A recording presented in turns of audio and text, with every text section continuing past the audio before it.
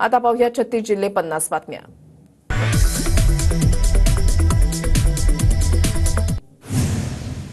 जीवन आणि वैद्यकीय विम्याच्या प्रीमियमवरील जीएसटी रद्द करा। नितीन गडकरी यांचं केंद्रीय अर्थमंत्री निर्मला सीतारामन यांना पत्र। नागपूर विभागीय आयुर्विमा महामंडळ संघटनेच्या मागणीनंतर पत्र।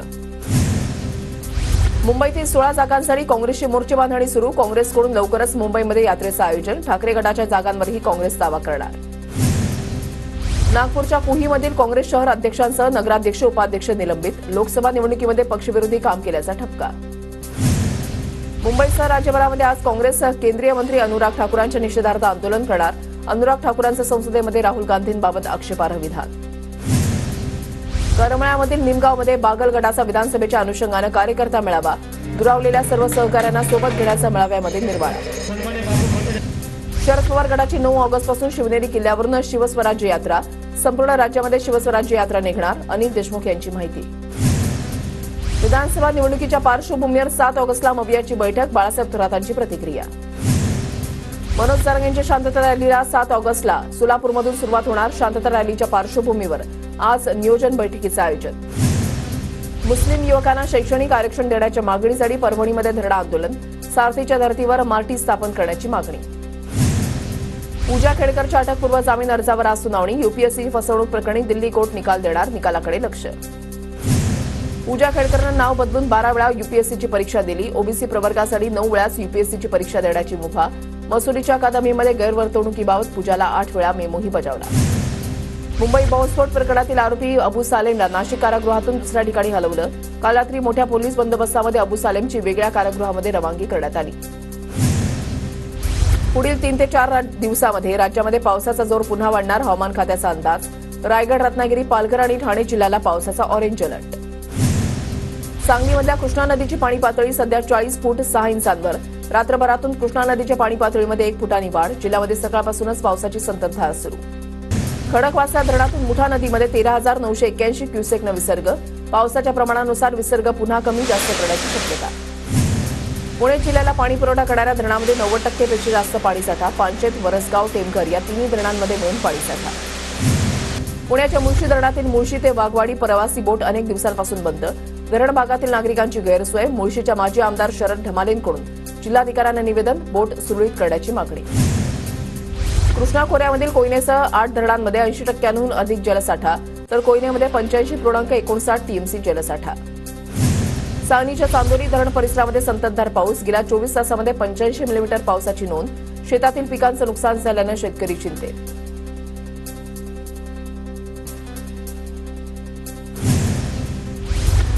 गोंदियामध्ये पावसामुळे 5 लाख क्विंटल धान खराब होण्याच्या मार्गावर। गेल्या 7 महिन्यांपासून धानाची उचल रखडली। गोदामाची समस्या कायम। यवतमाळमधील उमरखेडचे ग्रामीण रुग्णालय गेल्या 3 वर्षांपासून धूळ खात। रुग्णालय लवकरात लवकर सुरू न केल्यास आंदोलनाचा प्रहार संघटनेचा इशारा। संविधानातील तरतुदींचा गैरवापर करणाऱ्या उच्च शिक्षण विभागामधील अधिकाऱ्यांवर कारवाई करा। महाराष्ट्र राज्य प्राध्यापक महासंघाकडून करमाळ्यामधील जेऊरमध्ये माजी आमदार नारायण पाटील यांच्याकडे दिले निवेदन। पुण्याच्या राजगड तालुक्यामधल्या अडवली गावामध्ये भव्य आरोग्य शिबिराचं आयोजन। पंचक्रोशीमधील नागरिकांनी आरोग्य शिबिराचा घेतला लाभ। पुणे जिल्ह्यामध्ये लाडकी बहीण योजनेसाठी 9,15,939 महिलांचा अर्ज। जिल्हा महिला आणि बालविकास विभागाकडून अर्जांची छाननी प्रक्रिया सुरू। लाडकी बहीण योजनेच्या काही लाभार्थी महिलांच्या खात्यामध्ये 1 रुपया टाकला जाणार। बँकेच्या तांत्रिक तपासणीसाठी काही महिलांच्या खात्यामध्ये 1 रुपया टाकला जाणार। राज्यातील स्थानिक स्वराज्य संस्थांच्या निवडणुका लांबल्यानं 8,000 कोटींचा निधी मिळेना। केंद्राच्या 15व्या वित्त आयोगाकडून निधी मिळाला नाही। अण्णाभाऊ साठे जयंतीनिमित्त पुणे शहरातील वाहतुकीमध्ये बदल। कात्रज, उड्डाणपूल आणि जेथे चौकातून सारसबागकडे जाण्यास प्रवेश बंद। वाहतूक पोलिसांकडून सहकार्य करण्याचं आवाहन। कोकणामध्ये गणेशोत्सवासाठी एसटीच्या 4,300 अधिक बसच्या फेऱ्या। 2 सप्टेंबर ते 17 सप्टेंबर दरम्यान चाकरमान्यांसाठी जादा गाड्या सोडण्याचा निर्णय। गणेशोत्सवात कोकणामध्ये जाणाऱ्यांसाठी रेल्वेच्या आणखी 20 फेऱ्या। उत्सव काळामध्ये मध्य कोकण पश्चिम रेल्वेवरून धावणाऱ्या फेऱ्यांची संख्या आता 278 वर। श्रावण महिन्यामधील पूजेवर महागाईचं सावट। ओल्या नारळाचे दर 25 ते 30 रुपयांवर, तर सुकं नारळ 40 रुपयांवर।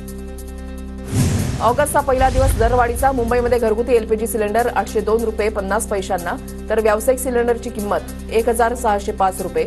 व्यावसायिकांसह सर्वसामान्यांच्या खिशाला झळ. नाशिकमध्ये कांद्याला मागे टाकत द्राक्ष निर्यातीमध्ये 921 कोटींची वाढ. केंद्र सरकारच्या धोरणांचा कांदा निर्यातीला फटका बसल्यानं आता द्राक्ष पहिल्या स्थानावर. राज्यभरातील डॉक्टरांकडे असलेल्या औषधांवर आता एफडीएची कडी नजर. विशिष्ट नियमांची पूर्तता न केल्यास उद्यापासून डॉक्टरांवर कारवाई होणार. स्वच्छ रुग्णालयाच्या सर्वेक्षणामध्ये नंदुरबार जिल्हा रुग्णालय राज्यामध्ये प्रथम.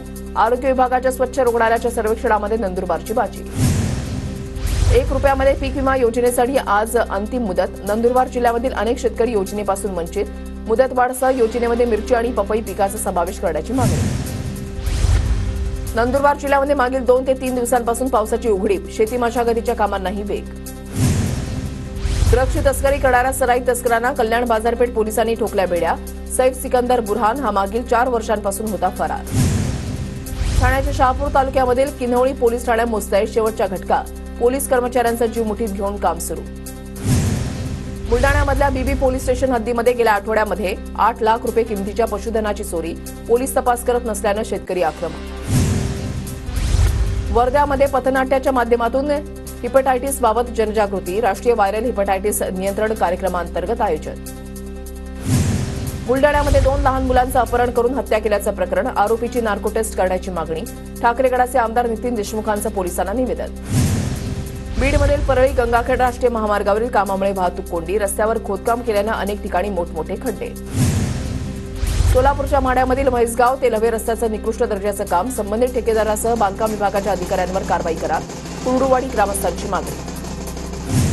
धुळ्यामधील पिंपळनेर ते सटाणा महामार्गाच्या दोन्ही बाजूला चाऱ्या खोदल्यानं अपघाताला निमंत्रण.